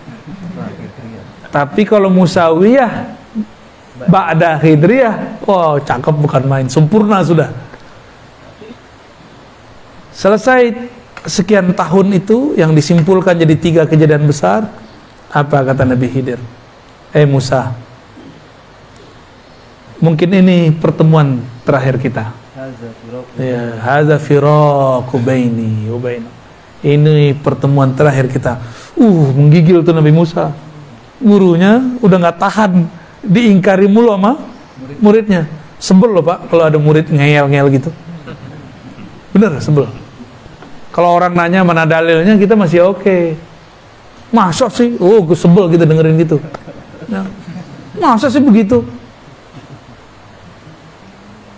Maka kadang-kadang antum nih sama istri, digituin sama istri, pasti emosi. Apa? Masa sih? Gitu ya. Jadi kalau suami istri debat jangan pakai masa sih. Ya, itu ingkar namanya. Nanyanya, kok gitu sih? Gitu boleh. Emang harus begitu? Nanyanya tanya konfirmasi, jangan tanya ingkari. Jangan istifham inkariyah. Ya, jangan pertanyaannya pertanyaan kayak menyudutkan gitu. Pertanyaan ingkar syak. Paling gak enak loh ngelayanin orang begitu. Paling gak enak ya. Saya paling sebel sama orang begitu tuh. Berarti sisi nafsiyah kita masih ada. Dijelaskan oleh Nabi Khidir, itu anak pertama yang kita bunuh. Itu bukan saya, bukan urusan saya, bukan min amri. Dia itu kalau gede akan menjadi asbab orang tuanya kafir. Karena orang tuanya soleh, ada perintah dari Allah, selamatkan nih keluargaku, gitu, diselamatin. Terus dikisos nggak? Kan seharusnya dikisos. Hukum Nabi Musa dikisos. Kalau dengan menyelamatkan ini dikisos nggak? Maka ada hukum kaku normatif, ada hukum yang tidak normatif. Kalau ditilang sama Pak Polisi, jangan galak-galak. Ya, salamin aja, ya Pak Polisi, maaf saya salah. Ntar ditanya, mau kemana Bang? Mau kemana Mau kemana Teh? Mau pengajian. Yaudah, sono. Nah, itu dia tuh. Dia kan ada rahmat di dalam dirinya. Tapi kalau gitu, apa lo? Gua nggak salah kok, ngapain berhentiin? Tambah gregetan, nama dikerjain sama dia, ya. Ada kan orang begitu? Paling sebel yang begitu. Nabi Khidir karena tugasnya ngerjain Nabi Musa untuk merontokkan syaknya Nabi Musa, merontokkan rasa dia lebih alim, merasa alim. Jadi tugas risalah Nabi Khidir apa? Menghancurkan sisi nafsiyah. Apa arti nafsiyah? Penyakit-penyakit, tabiat-tabiat kedirian, keegoan. Nah, kita ini punya tabiat-tabiat buruk tuh. Hati-hati, ya. Ini harus disembuhkan lewat ilmu Khidriyah. Lalu coba sebelumnya itu kapal dihancurin. Kapal yang dibolongin. Itu kapal milik para suami. Kalau kapalnya berlayar di laut, ada perompak, semuanya pasti dibunuh. Kalau orangnya mereka berlayar semua, matilah semua suami-suami, maka istri-istri menjadi janda. Mending janda bakal ada yang ngawinin lagi. Ini nggak ada yang mau ngawinin aja, nggak ada. Semuanya mati. Maka takdirnya digeser. Jadi ilmu Nabi Khidir tadi tidak ingkar, menghancurkan syak, menghancurkan nafsiyah. Yang keempat, menggeser takdir. Jadi takdir bisa digeser. Takdir bisa seharusnya Indonesia ini udah hancur Pak dari kemarin. 2019 udah kayak Taliban gitu udah kayak Afghanistan, hancur udah. Perang saudara gitu, udah kayak Suriah seharusnya 2019 kemarin. Ini kalau ngitung takdir Pak, ngitung takdir.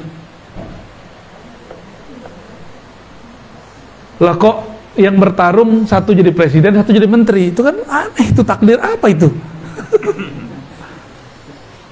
Itu kalau nggak paham Khidriyah nggak ngerti Pak. Kalau nggak ada wali-wali Khidriyah di sini, wali-wali yang punya ilmu Khidriyah di bumi ini, di negeri kita Nusantara ini, Indonesia sudah jadi Irak, sudah jadi Suriah, sudah jadi Libya, lewat sudah. Maka kita bersyukur walaupun hidung pesek-pesek begini, ada wali Pak di antara kita. Ya, ada wali di negeri ini. Mereka lah paku-paku bumi. Mereka lah pagar-pagar negeri. Ya. Jadi jangan lagi ngeluh jadi orang Indonesia, jangan lagi pakai puisi Khairul Anwar, aku malu jadi orang Indonesia. Itu kan kritik sebenarnya maksud beliau itu Khairul Anwar. Tapi orang salah paham, dikira kalau Anwar itu nggak nasionalis. Ya. Ya lagi-lagi gagal Hidriyah. Kita nyebutnya Hidriyah, Pak ya. Khidir. Biar gampang. Jadi apa ilmunya tadi? Satu, tidak ingkar. Nggak langsung ingkar sebelum selesai kejadiannya. Terus hancurkan syak. Jangan gampang syak, ragu. Ketiga, menggeser takdir. Itu kan horor kan. Pertanyaannya pertanyaan borongan sini, jadi panjang jawabannya. Jadi tugas beliau itu. Dan tugas itu belum selesai sampai sekarang. Makanya beliau masih ada. Tapi beliau di zaman Nabi Muhammad ngomong, anta minal abdal. Kamu itu abdal, aku ghausnya, aku kutubnya. Jadi di zaman wali-wali itu ada stratanya, ada wali ghaus, presiden para wali.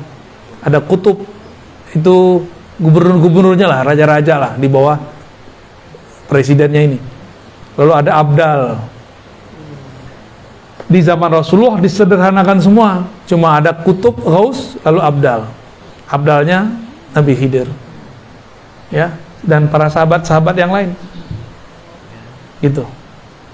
Jadi Nabi Khidir itu pernah jadi sahabat Rasulullah. Maka ahlul hadis yang mengerti ilmu ma'rifat memasukkan Nabi Khidir ke daftar sahabat. Nabi Muhammad punya korin, korinnya masuk Islam. Korin itu kan jin. Jin itu nggak mati kalau dia nggak dibunuh. Korinnya beliau masuk Islam, sampai sekarang masih hidup. Itu kalau ada jin-jin mau masuk Islam, belajar sama korinnya Rasulullah. Ya, tahu tuh di mana korinnya. Itu kalau ada jin masuk Islam, ketemu murid Rasulullah langsung itu korinnya Rasulullah. Jadi sanadnya ke Rasul satu orang doang. Korin Rasul. Itu sanad torikot terpendek, torikot koriniyah. Kita kasih aja istilah-istilahnya biar gampang ya. Allah, wah ini udah mulai pegel nih Tat. Ya lanjut, apa lagi?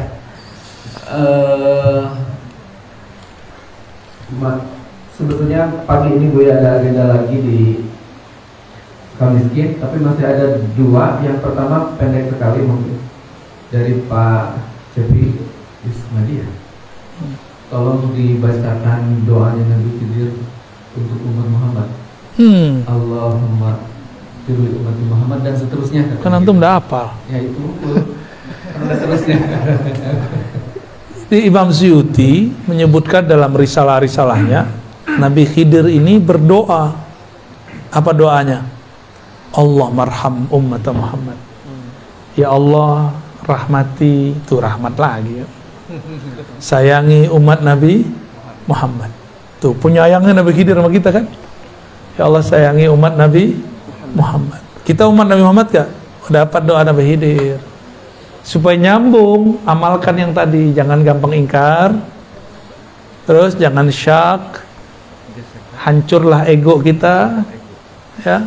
Lalu tunggu aja takdir nanti bergeser ya. Dan nikmatin ini takdir di Indonesia sudah banyak yang bergeser Pak. Tsunami, wah udah banyak. Tsunami yang terjadi kan sekali. Kata Amerika bakal ada tsunami lagi kan, nggak kejadian. Itu takdir yang bergeser. Takdir yang digeser sama Allah itu. Kalau nggak ada wali Khidriyah di sini lewat kita. Itu Allah marham ummata Muhammad. Maka ciri-ciri wali Khidriyah penyayang sama umat. Ciri-ciri wali setan bukan hanya menyesatkan, memecah umat. Orang udah nyatu dipecah sama dia. Orang udah beramal disesatkan sama dia. Orang udah beramal soleh dibid'ahkan sama dia. Itu wali setan itu. Bukan wali Khidriyah itu. Ya. dan tambah banyak, ini nggak akan tambah sedikit. Ya, semoga Al-Ma'sum nanti rajin buat kajian-kajian Ahlus Sunnah yang sudah dapat nur hidriyahnya. Ya, jangan sibuk hal-hal yang ya kecil-kecil lagi. Ini persoalan kita, umat kita sudah banyak ini. Ya, kita kembalikan. Kenapa ada surat Al-Kahf? Ceritanya cerita Khidir sama Nabi Musa. Itu kita praktekin sekarang. Ya, Allahumma arham ummat Muhammad. Apalagi Allahumma aslih ummat Muhammad. Ya Allah, islahlah umat Nabi Muhammad. Disatukan nggak mungkin, diislah mungkin. Jadi jangan bermimpi mau nyatuin umat. Saya ini dulu belagu amat, mau nyatuin umat, mau nyatuin ustadz. Waktu saya masih remaja, ada salah satu mentor kami ingin menyatukan ustadz. Dua ustadz nih, satu LC Tamatan mana, satu LC Tamatan mana. Kalau saya masih LC Ciputat. Ya, si mentor kita ini ingin mengislah dai-dai ustadz-ustadz, maka dia undanglah makan bersama di rumahnya. Apa kata LC yang satu? Kalau ada dia, gue nggak hadir. Kata yang kedua, kalau ada ustadz PA itu, saya nggak hadir. Akhirnya dua-duanya tidak, jamaahnya hadir semua, jamaahnya kuciwo. Kita mikir, ini yang badung kita apa ustadz kita sih? Ya. Yang bejat kami apa ustadz gitu? Yang nggak bisa dibenerin kolbunya kami, jamaahnya apa ustadz? Disitulah mohon maaf, saya sudah nggak percaya dengan performan penampilan. Saya udah nggak percaya dengan gelar-gelar kiai, ustadz, LCMA, dokter. Saya udah nggak percaya. Saya percayanya dengan hidriyah. Ingkarkah dia? Syakkah dalam dirinya? Egonya, ego nggak tuh? Ego kan ya lewat sudah. Kalau itu ada, gelar nggak penting. Ya. Makanya jangan heran. Allah kalau mau membuat seorang terkenal, dibikin terkenal walaupun nggak tamatan sekolah agama, nggak tamatan IAIN, UIN atau Timur Tengah. Ustaz Arifin Ilham Allah bikin terkenal dengan zikirnya. Di Bandung ngajar hikam, jurusannya elektro, ya. Ngomong kolbu, manajemen kolbu, sempat Allah naikkan namanya. Nggak nyantri, cuma santri kalong. Yang dokter-dokter di UIN kemana? IAIN mana? Dokter Azhar mana? Lewat sama popularitas dia, karena dia berbicara rahmat. Ya, tapi namanya setan kan gak akan diem, diserang terus, dijebak terus. Ya, semoga Allah selamatkan ya para kiai, para masyaikh itu. Ya. Gak akan dibiarin, gak akan dibiarin selamat. Saya ngomong begini gak akan dibiarin diam. Antum dengerin begitu. Oh, setannya banyak tuh ngencingin telinganya tadi pagi tuh. Untung sebelum tidur niat, ya Allah saya mau ngaji. Akhirnya kencingnya nggak masuk ke dalam. Kan begitu kata Nabi. Orang yang nggak bangun subuh itu setan ya bulu ala udunai. Kencing, bahasa kasar banget ya. Emang begitu sih ya. Buang air kecil kencing di telinga. Sehingga kita nggak. Jadi setan itu sampai sekarang masih berbuat seperti itu. Ada kencing, ada makan, ada kawin dia. Stres juga dia, ngerokok juga dia tuh. Stres gua. Udah disesatin balik lagi. Udah disesatin balik lagi. Itu. Gitu. Allah mansur umat Muhammad. Di riwayat lain Allah majbur. Artinya sama. Ya Allah bantulah umat Muhammad. Jadi kalau kita sudah membuang nih karakter-karakter buruk itu, kita akan dapat 3 ini. Dapat rahmat, diislah, walaupun berbeda. Ini saya yakin pasti fahamnya macam-macam nih. Ya, jenggotnya macam-macam soalnya. Ada yang nggak berjenggot. Ya, ini berjenggot nih. Ada yang gamisan, ada yang jingkrangan. Macam-macam lah. Ini aja rantingannya kan. Kalau nggak pakai gitu ya suzon sama dia. Ya. Bakal suujon. Itu kiai yang sedang bersembunyi. Waduh. Gawat. Kira-kira begitu ya. Satu lagi Bu ya, boleh? Apa tuh? Satu lagi. Oh ya. Iya. Sedikit aja jawabnya ya. Apakah nanti di kuburan kita sendirian atau bisa ketemuan dengan teman atau siapa? Antum mau ketemuan? Boleh. Syaratnya? Saya mau pindah kampung, pindah negeri. Mau ketemuan gimana caranya? Kenalan dulu. Baik-baikan dulu. Ya, kirim-kirim doa dulu lah, kirim-kirim Fatihah. Di dunia kirim hadiah. Karena fisik, hadiahnya fisik. Kalau dia sudah meninggal, kirim ke ruhaninya Fatihah. Kalau guru masih hidup jangan Fatihah doang. Ya. Masa guru ngaji kita Fatihah doang? Ya lapar juga dia. Jadi kalau punya guru ngaji di kampung, kasih hadiah Pak. Kalau kita pulang bawa. Sekarang tuh orang butuh duit, kasih duit ya. Guru ngaji, guru agama, guru sekolah. Gak hanya guru-guru agama kalau bisa. Guru yang bikin kita bisa ngerti cara menjalani hidup. Kalau dia berduit, gak usah kasih duit, mungkin kasih hadiah benda, barang. Ya. Tahadu, saling berbagi hadiahlah kamu akan saling mencintai. Itu guru orang kalau sering dikasih hadiah. Nih Ustadz nih dikasih hadiah seseorang, berkesan loh di hati. Pasti berkesan di hati. Teringat kalau doa, ya Allah orang ini baik sekali kepadaku, tolong lancarkan urusannya. Gitu. Aku nggak bisa balas dengan materi. Ya Allah, Engkau yang bisa balas. Oh, kalau Allah yang balas kan enak banget. Ya, dia cuma ngasih materi, Allah kasih materi dan imateri kan. Enak dapat doa orang soleh itu enak. Ya. Tapi jangan syak. Masalahnya kita sering syak. Jadi mungkin nggak ketemu, mungkin kalau di dunianya sudah baik, saling kenal, maka bergurulah, bersanatlah, berikhwahlah, bersaudaralah. Jangan nafsi-nafsi sendiri-sendiri. Berjamaahlah walaupun kita pasti berbeda-beda. Ya, ini namanya islah, saling pengertian, ya. Terus kalau sudah meninggal kirim-kirim doalah. Pasti nanti kita dipertemukan. Orang di alam kubur itu kan pindah alam doang. Pindah alam doang. Kalau urusannya beres di imigrasi mungkar nakir, kita bebas lagi.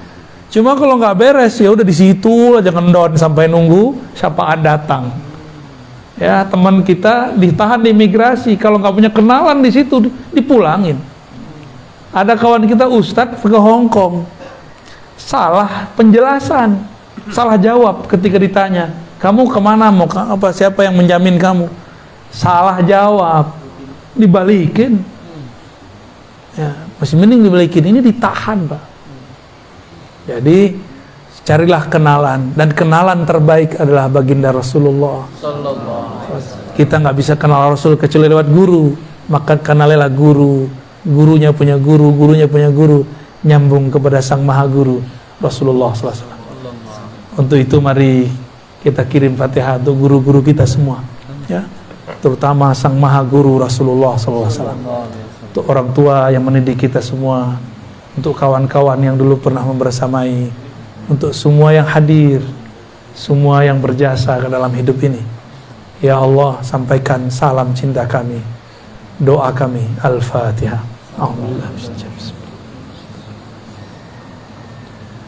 Ya.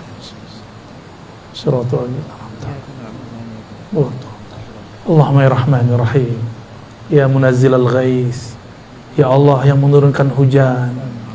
Pagi ini Engkau ya Allah turunkan hujan kepada kami.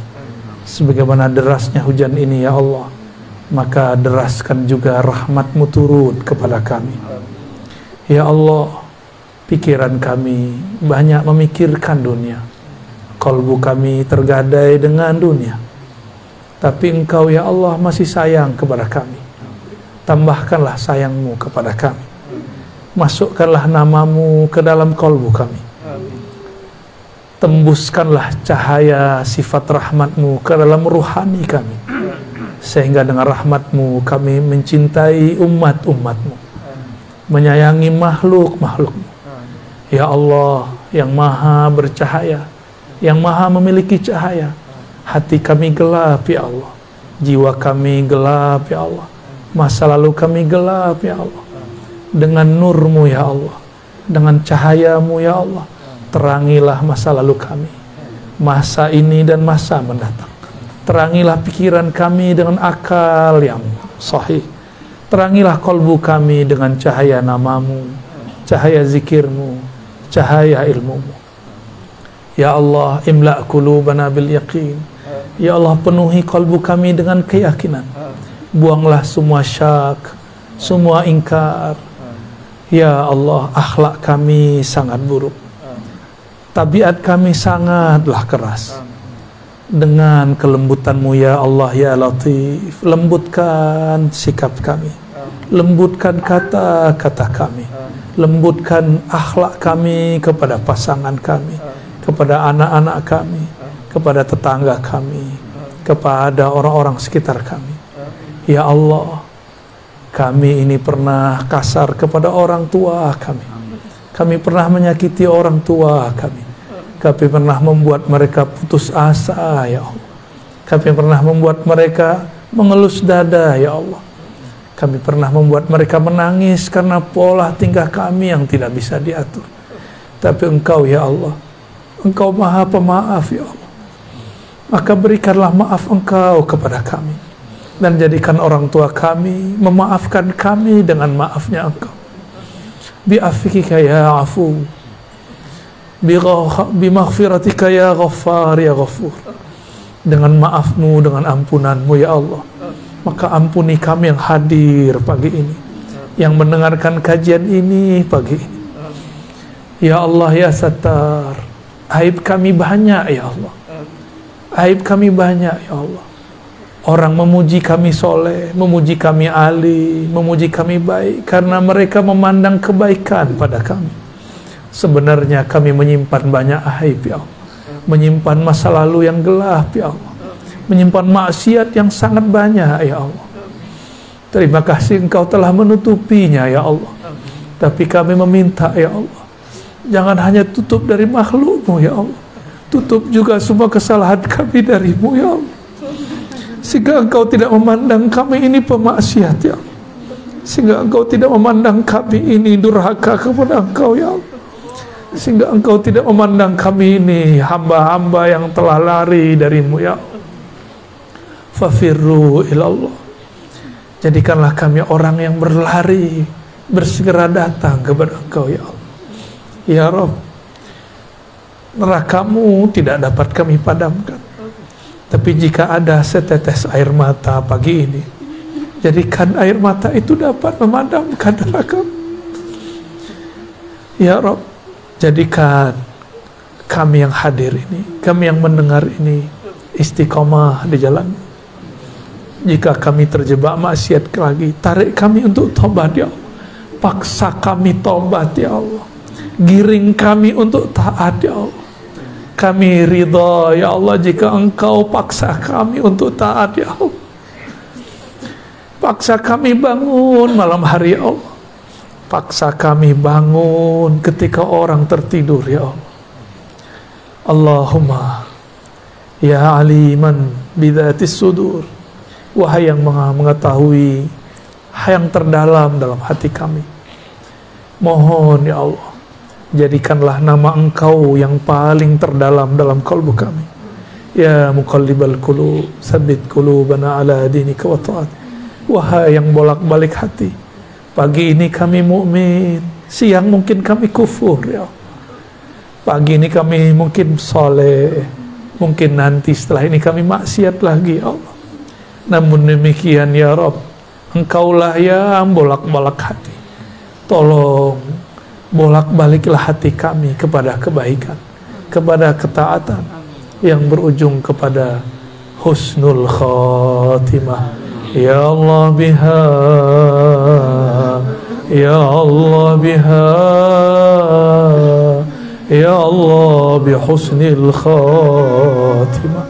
Ya Allah, berikan kami husnul khatimah birahmatika ya arhamar rahimin. Alhamdulillah rabbil alamin. Al-Fatihah.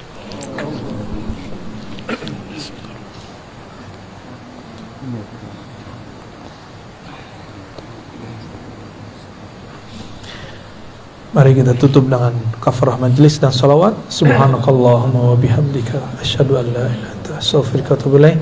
Allahumma salli ala sayyidina Muhammad. Assalatu wassalamu alayka ya sayyidana ya Rasulullah. Mohon maaf dari kami. Mohon maaf mungkin tidak bisa lama-lama juga karena masih ada acara lagi ya. Assalamualaikum warahmatullahi wabarakatuh.